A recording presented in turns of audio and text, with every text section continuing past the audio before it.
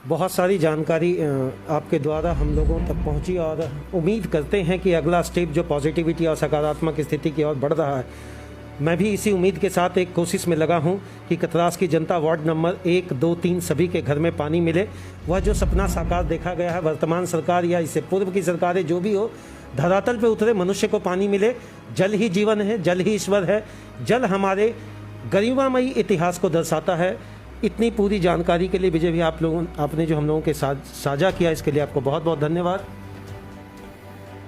मैं विशेष करके उमेश जी आपको व्योम टीवी को बधाई देता हूं कि जल वास्तव में हर व्यक्ति के लिए, किसी उम्र का हो, कोई जाति धर्म मजहब पंथ संप्रदाय का हो, अगर हवा के बाद जिंदगी में कोई सबसे महत्वपूर्ण चीज़ है तो वह जल है।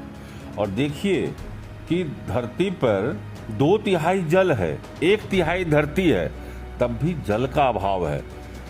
आज से 20-30 साल पहले हमने पढ़ा था कि अगला विश्व युद्ध जब भी कभी होगा धरती पर तो वह जल के लिए होने वाला है। आप समझ सकते हैं कि पूरी दुनिया में पीने का जल की क्या स्थिति होने जा रही है कि उस स्तर तक लोग कल्पना कर रहे हैं अगला विश्व युद्ध होगा तो वह कारण और कुछ नहीं होगा, वह कारण जल बनने वाला है, पीने का पानी बनने वाला है। और उस महत्वपूर्ण बिंदु को यदि आप उजागर कर रहे हैं अभी से तो आप बधाई के पात्र हैं। और इसीलिए मैं सैल्यूट करता हूं व्योम टीवी को कि उस विश्व युद्ध तक ले जाने वाला जो चीज़ है उस पर आप अभी से पैनी निगाहें रखे हैं। यही पत्रकारिता का असली धर्म है। धन्यवाद आप सभी जनता का। और कतरास में हे लिलौरी माँ, हिंदू मुस्लिम सिख ईसाई हम सब हैं भाई भाई। जल मिले और जल हर आंगन तक पहुँचे। नमस्कार। नमस्कार, मैं उमेश व्योम टीवी के इस लाइव सेगमेंट पेज से आप सभी का स्वागत करता हूं। कतरास की धरती में बाघमारा, जिसे कल दिन गांधी प्रखंड का दर्जा प्राप्त था, आज परेशानियों से जूझ रहा है। मैं यूँ कहूँ, यह परेशानी केवल आज की नहीं बल्कि लंबे समय की है। जिस परेशानी की आज हम बात कर रहे हैं वो है जल की समस्या। कतरास बाजार और कतरास, जिसमें 1-2 वार्ड, 1, 2, 3 तीनों वार्ड हैं। समस्याओं को लेकर बहुत सारे लोगों ने पहल किया, हम लोगों ने भी पहल किया। कतरास नागरिक समिति का विशेष बहुत बड़ा योगदान है उन लोगों के भी पहल से। और व्योम टीवी के लगातार लाइव स्ट्रीमिंग पेज को जनता के बीच में लाकर मैंने इसे दिखाने की कोशिश की। इसी सिलसिले पर आज हम बात करेंगे। हमारे बीच है कतरास के प्रेरणा स्रोत समाज सेवी विजय झा भैया, जिसे आज हम लोग जानने की कोशिश करेंगे कि आखिर ये माडा से लेकर पीएचडी और अब ये नगर निगम का जो चक्कर है ये कब आया और कैसे आया। सबसे पहले तो विजय भैया का हम लोग व्योम टीवी में स्वागत करते हैं। सर्वप्रथम मैं व्योम टीवी को बधाई देता हूं कि उन्होंने एक जन समस्या को उजागर किया और इसको समस्या से जूझ रहे हैं स्वयं भी, और लोगों को जागरूक भी कर रहे हैं। और जो जिम्मेवार संस्थाएं हैं उनके दरवाज़ा भी ये खटखटा रहे हैं। इसके लिए मैं व्योम टीवी को बधाई देता हूं। जो काम जनप्रतिनिधि को, अन्य संगठनों को, अन्य संस्थाओं को करनी चाहिए, उस महत्वपूर्ण जिम्मेवारी को व्योम टीवी ने निभाया है। इसके लिए बधाई के पात्र हैं और उमेश जी को मैं साधुवाद देता हूँ। कतरास, चाहे आप 1951 से लेकर 2021 तक की बात करें, संवैधानिक स्थिति के ढांचों से निर्मित हुआ यह भी एक जगह था, लेकिन कहीं ना कहीं इंसान पीड़ित है। भैया, आप किस तरीके से देखते हैं, वाकई ये जल की समस्या वाकई यहाँ व्याप्त है क्या? मैं तो उस दौर को भी देखता हूँ जब 60-70 के दशक में 3 बार वाटर टैप से सप्लाई था कतरास में। एक बार सुबह नल से पानी आता था, फिर एक बार 10 बजे आता था, एक बार शाम में आता था। और इतना प्रेशर रहता था कि फर्स्ट फ्लोर, सेकंड फ्लोर पर जल भी बिना मोटर के उपलब्ध होता था। और एक वह दौर भी था जो हम लोगों ने देखा है राष्ट्रीयकरण के पूर्व। लेकिन तो क्या भैया ये जो पानी का सप्लाई था किसके द्वारा होता था? क्या उस समय भी पीएचडी होता था क्या? उस समय झरिया माइंस बोर्ड था, उसके अधीन था। बाद में वही माडा बना, जब माडा बना फिर माडा बना। झरिया वाटर बोर्ड अलग एक संस्था ही थी, झरिया वाटर बोर्ड, जिसके तहत ये तोपचांची झील से फिल्टर पानी, वहीं पर फिल्टर होने की व्यवस्था थी और फिल्टर पानी हर घर को मिलता था और वो झरिया वाटर बोर्ड के जिम्मे था। यह नेशनलाइजेशन के पूर्व की बात। भैया अभी माडा की आप बात कर रहे हैं, तो माडा के कर्मचारी आए दिन अखबारों के माध्यम से पता चलता है उनका खुद का तनख्वाह नहीं मिल रहा है। आज माडा कहाँ है और कल माडा क्या है, या लोगों के दिमाग में एक भ्रम फैलाया गया कि माडा के पास पैसा नहीं है? माडा के जिम्मे मुख्य रूप से दो काम था, एक सफाई व्यवस्था पूरे इस क्षेत्र की और दूसरा जल की व्यवस्था। बाद में जब नगर निगम बना तो नगर निगम होल्डिंग टैक्स लेने लगा। तो होल्डिंग टैक्स तो कोई एक ले सकता है, तो आर्थिक स्थिति जरूर कमज़ोर हुई माडा की और वह सरकार पर निर्भर हो गया और बहुत बड़ा हिस्सा माडा को होल्डिंग टैक्स के रूप में टैक्स देने लगा। इससे उसकी स्थिति थोड़ी आर्थिक स्थिति कमज़ोर हुई। लेकिन जहाँ तक पानी की समस्या के है, पानी का व्यवस्था का सवाल है, तो आज भी माडा के पास 200 करोड़ रुपये इस मद में हैं सुरक्षित। उससे पानी की व्यवस्था की जा सकती है और बहुत अच्छी व्यवस्था हो सकती है, जिसके लिए फिर शायद 30, 40, 50 वर्ष तक, 5 दशक तक फिर कोई समस्या नहीं होगी। इतने फंड हैं, इतने फंड हैं। एक्चुअली माडा की बात करते हैं तो मुझे लगता है भैया माडा का जो सप्लाई होगा कलाली फाटक के आसपास तक होगा। वहाँ से लेकर कतरास बाजार, आज जो खासकर वार्ड नंबर 1 की हम बात करते हैं, जहाँ पानी अपने आप में एक बहुत बड़ी त्रासदी वाली बात शब्द से हम उसको परिभाषित करेंगे कि जब पानी नहीं आता है तो मुझे लगता है माताएं, बहनें, घर के परिवार टैंकर, टेम्पू और ट्रैक्टर को कॉल करने में परेशान रहते। भैया उस समय क्या हुआ करता था? पहले चूंकि वार्ड नंबर 3 और 2 माइनिंग एरिया से प्रभावित था, वार्ड नंबर 3 और 2 के इर्द गिर्द कोयलियों का जाल था। सलानपुर हो, ईस्ट कतरास हो, अंगार पथरा हो, केसलपुर हो, राम कनाली, इनके माइनिंग से एरिया 2 और एरिया 3, वार्ड नंबर 2 और 3 का भूभाग प्रभावित था। लेकिन राजहंस के आगे माइनिंग जोन नहीं था, इसलिए सबसे सेफेस्ट जोन था वार्ड नंबर 1। लेकिन पानी का तो समस्या भी है वहाँ भी।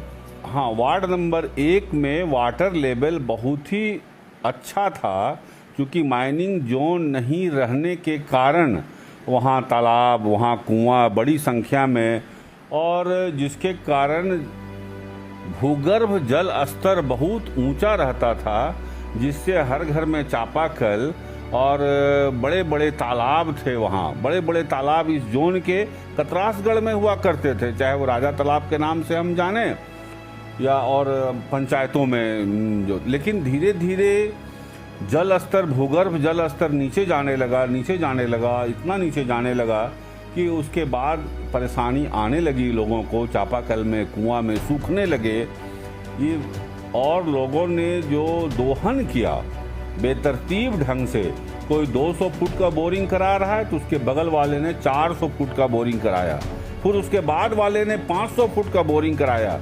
यह जो अनियमितताएं हुई, इसको लेकर तो भैया कुछ कानून भी बना है शायद नगर निगम में भी या माडा में भी। हाँ, अब ये जब आर्टिफिशियल प्रॉब्लम ये क्रिएट हुआ और ख़ास करके बोरिंग का जब कोई एक पैमाना नहीं रह गया, हर बाद वाला अपार्टमेंट पहले वाले से 100 फुट ज़्यादा बोरिंग करने लगा, तब समस्या खड़ी होने लगी। बाद में कानून भी आया कि आपको जानकारी देनी है, कहाँ बोरिंग करानी है, कब करानी है, परमिशन लेना है, जिससे कि वो भी प्रशासनिक देख रेख में वो बोरिंग हो। और जो एक स्टैंडर्ड है प्रशासन का, हर जिले के स्तर का अलग है, तो उसके आधार पर उसका अनुपालन किया जा सके, कानून बने हुए हैं। लेकिन आज भी जहाँ तहाँ जैसे तैसे अपनी मन मर्जी के मुताबिक 1200-1300 फुट के बोरिंग हो रहे हैं। तो भूगर्भ जल का जब दोहन होगा इतनी तेज़ी से, तो पीने का ही नहीं, उसका असर खेती पर भी पड़ेगा। चूँकि भैया आप समाज सेवा से जुड़े रहे, हर क्षेत्र में आपको देखते हैं, लेकिन ऐसी क्या रही कि इस क्षेत्र को लेकर आपने कभी आवाज़ नहीं उठाया? नहीं, ऐसा नहीं कह सकते हैं कि जब भी जो लोग आए मेरे पास समस्या को लेकर के, जिस क्षेत्र से संबंधित समस्या हो, मैंने हमेशा उस समस्या के निराकरण के लिए पहल किया। मेरी जितनी क्षमता है उतना मैंने आज से 2-3 दिन पूर्व ही मैं यहाँ के शैलेंद्र सिंह जो माडा के सबसे लंबे समय तक इंजीनियर के रूप में रहे, मेरी उनसे लंबी बात हुई है इस समस्या को दूर करने के लिए, इस क्षेत्र की समस्या के लिए। और उन्होंने कहा भी है कि कोविड काल ये समाप्त होता है तो हम लोग बैठेंगे, इस पर काम करेंगे। और उन्होंने ही मुझे जानकारी दी कि फंड का कोई अभाव नहीं है। माडा में 200 करोड़ रुपये हैं जो जल प्रबंधन के लिए हैं, जो बहुत बड़ी राशि है मैं समझता हूँ, और उस राशि से इस क्षेत्र के समस्या का समाधान किया जा सकता है। अभी बीसीसीएल का निरीक्षण हुआ गया, उनके यांत्रिक विभाग के जीएम साहब भी आए थे और उनके सिविल इंजीनियर भी आए हैं। इसको आप किस तरीके से देखते हैं, या केवल ये आश्वासन है या वाकई लगता है कि इस बार पानी मिलेगा? देखिए, अगर सच कहा जाए तो इस क्षेत्र की जो भी समस्या है उसके निराकरण की पहली जिम्मेवारी भारत कोकिंग कोल की है। उसके बाद में जिला प्रशासन, उसके बाद में सरकार, उसके बाद में केंद्र सरकार। क्योंकि राष्ट्रीयकरण के बाद जिस अवैज्ञानिक तरीके से खनन हुआ है और उसके कारण जो इस क्षेत्र में रहने वाले लोग परेशान हुए हैं, चाहे वो प्रदूषण का मामला हो, चाहे जल प्रबंधन का मामला हो, इसका अगर पहला कोई दोषी है तो वह भारत कोकिंग कोल प्रबंधन है। मुझे याद है राष्ट्रीयकरण के बाद लोगों को पानी की समस्या न हो इसलिए जगह जगह फिल्टर प्लांट बने थे और बहुत मैकेनाइज्ड वे में और बहुत तरीके से वो चलते थे, प्रतिदिन रेगुलर थे वो। और उससे उस क्षेत्र की न सिर्फ भारत कोकिंग कोल में कार्यरत बल्कि नॉन बीसीसीएल लोग जो थे उनको भी ये सुविधा मिलती थी। आज कहाँ है वो फिल्टर प्लांट? भैया, ये धर्मा बांध के बारे में थोड़ा हम लोग जानना चाहेंगे, क्योंकि आप बहुत लंबे समय से इस चीज़ से लगे रहे हैं, पहले राजनीतिक स्तर पर, आज सामाजिक स्तर पर। तो ये धर्मा बांध वाली जो बात आती है, धर्मा बांध और तेतुलिया को लेकर हम लोग कहते हैं कि अगर वो पानी अगर कतरास में सप्लाई कर दिया जाए तो 100 वर्षों तक लगता है पानी की कमी नहीं होगी। इस पर भी क्या है आपका? ये सही जानकारी है आपकी।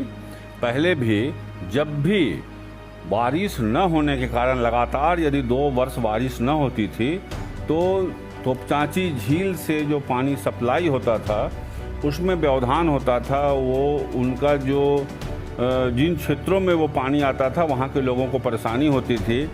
तब धर्मा बांध और तेतुलिया से जोड़ दिया जाता था। फरवरी, मार्च, अप्रैल, मई, जून 3-4 महीने परेशानी होती थी जब पानी का राशनिंग करना पड़ता था।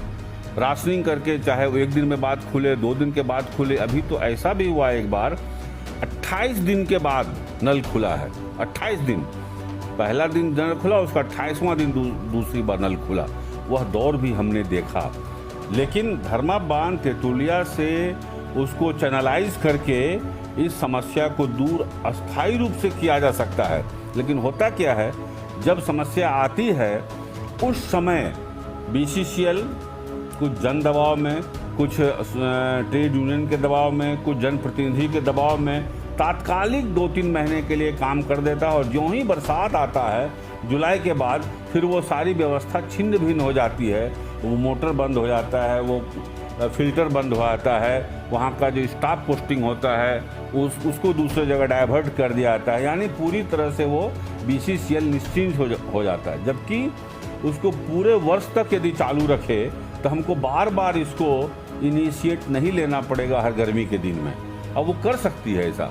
एक समाज सेवी के रूप में भी आप बीसीसीएल के प्रबंधन से क्या आग्रह या अपील करेंगे? चूँकि उनका निरीक्षण तो हुआ है, अब कहीं ना कहीं कुछ नैतिक और सामाजिक जिम्मेवारी हम सबों की होती है यहाँ पर कि कुछ ना कुछ हम सबों को पहल करना चाहिए। क्या आपको लगता है भैया आप भी इसके लिए आगे बढ़ेंगे? अब पहले तो सिर्फ भूमिगत खदानों से हम परेशान थे, अब नई एक परेशानी ने जन्म लिया है, वह है खुली खदान परियोजना, ओपन कास्ट माइनिंग। और ओपन कास्ट माइनिंग के कारण और तेज़ी से जल स्तर प्रभावित हुआ है, बहुत तेज़ी से। क्योंकि हमारे इर्द गिर्द चारों ओर देख लें आप, कतरास के इर्द गिर्द 1, 2, 3, विशेष करके वार्ड संख्या 2 और वार्ड संख्या 3 कि आप चारों बगल देख लें खुली खदान परियोजना चल रही है। और इसलिए बीसीसीएल की पहली जिम्मेवारी है कि पानी की समस्या को दूर करे, क्योंकि उनके कारण ही यहाँ के लोग पानी से सफ़र कर रहे हैं। क्योंकि ओपन कास्ट माइनिंग और डीप माइनिंग दोनों के कारण यहाँ का भूगर्भ जल बहुत प्रभावित हुआ है। वह इतना नीचे चला गया है कि आने वाले समय में खेती के लिए भी बहुत बड़ा संकट, जो भी जितनी भी खेती होती है यहाँ, जिस रूप में खेती हो, जितना धान जितना सब्जी, वह सब प्रभावित किसान भी होने वाले हैं। और बीसीसीएल को क्यों सीएसआर फंड दिया गया? सीएसआर फंड का मकसद ही वही था कि आप वहाँ इन सब चीज़, सामाजिक क्षेत्र में जो भी माइनिंग के कारण हमको परेशानियाँ होती है, सीएसआर फंड का उपयोग करके उससे निजात दिलाना। लेकिन आज सीएसआर फंड का उपयोग होना चाहिए जल प्रबंधन में, और सीएसआर फंड इतना है कि जल प्रबंधन बहुत बढ़िया से किया जा सकता है, स्थायी रूप से किया जा सकता है। लेकिन बीसीसीएल अपना पल्ला झाड़ नहीं सकती है इस सामाजिक जिम्मेवारी से।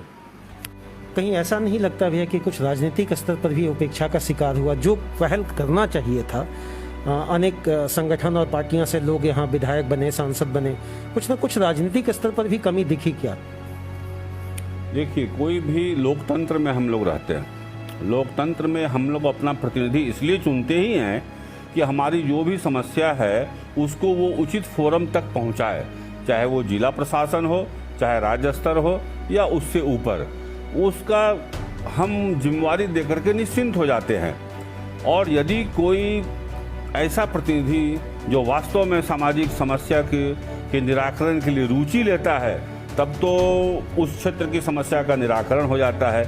लेकिन कुछ ऐसे जब प्रतिनिधि आ जाते हैं जिनको आवाम की समस्या से, क्षेत्र की समस्या से न तो जानकारी है, न जानकारी लेना चाहते हैं, जानकारी होने के बाद भी प्रयास नहीं करना चाहते हैं, उसका शिकार फिर आम जनता होती है, क्षेत्र की जनता होती है। पूरी व्यवस्था पंगु हो जाती है, पूरी व्यवस्था पर असर पड़ता है। और इससे प्रभावित बाघमारा की जनता हुई है, कतरास की जनता हुई है, वार्ड 2 और 3 और 1 की जनता हुई है। चूँकि कांग्रेस का भी सरकार का यहाँ विधायक और सांसद दोनों मद में रहे, और बीजेपी एनडीए से भी, आपको लगा भैया कि क्या पिछले 20, 25, 30 सालों में कभी भी पानी को लेकर आवाज़ उठा, या किसी भी विधायक या सांसद ने उस तरीके या उस सक्षमता से प्रयास किया जितनी होनी चाहिए थी? मुझे याद है, आज जब धनबाद में काफ़ी पानी की दिक्कत हो गई, उस समय राज्यसभा सदस्य, राज्यसभा के सांसद श्री परमेश्वर अग्रवाल जी हुआ करते थे, और उन्होंने पहले एक मीटिंग बुलाई पूरे जिले की, और उसमें सभी सामाजिक संस्थाओं और सभी एनजीओ को भी बुलाया, और उसमें 3 दिन का कैंप हुआ था सिम्फर में। 3 दिन बड़े बड़े एक्सपर्टीज बुलाए गए थे उसमें, और राज्य सरकार में भी जो ये सचिव स्तर के कई अधिकारी बुलाए गए, और 3 दिन के मंथन के बाद यह तय हुआ कि मैथन से यदि पानी आ जाता है, धनबाद लाया जाता है, तब इस समस्या का स्थायी निदान हो जाएगा। सिर्फ हम वहाँ के भरोसे रहेंगे, जामा डोबा के भरोसे।